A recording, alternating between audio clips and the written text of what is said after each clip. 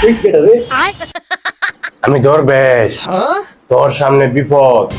কি ব্যাপার? আমার সামনে বিপদ? হ্যাঁ, জানাই কেমনে? তোর হাতটা একটু দেখি। তোর হাত দিকে যা বুঝলাম, কেউ যদি তোমার কাছে 50 টাকা চায়, তুমি তারা 500 টাকা দিয়ে দাও। কথা বলে ভাগ করলাম বাজার।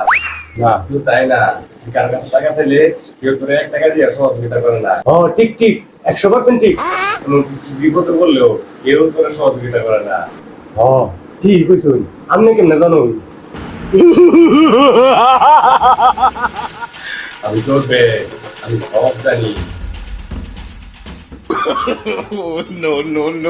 ভাগ করলাম বাজার। না? আর ওইটাছে তোমার বিয়ার বয়স পার হয়ে যাচ্ছে গা। তোমার বাপ মা তোমার বিয়া করায় না। কথা ঠিক কইছি না বাজার? ও ঠিক তো কইছুন। ভাই বিয়ার কথা কইলেই আপনার লাড়ি দিয়া ধরে নিকে। অবদান জানি তো, কথা কইলাম রাগ করলাম। না? তাইলে বাদান তোমার এই সমস্যা সমাধানের দরকার না। হ্যাঁ, দরকারই তো।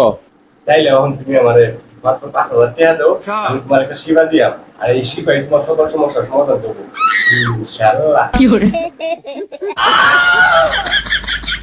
আর বলো বাজার, এই সেবা নিলে তোমার টাকা পয়সার অভাব হইতো না। ঠিক আর বাজান রাগ করছি।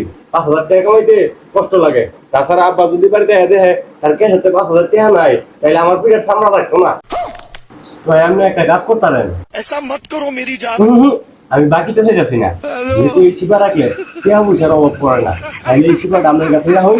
আজ সারাদিন আর সারা রাইতে দেরিতে হাইবো, তার থেকে 5,000 টাকা রাইকিয়া এই শিবাটা আর বাকি টাকাগুলো আমার দিয়ে দেয়। কি ঠিক কইছি না?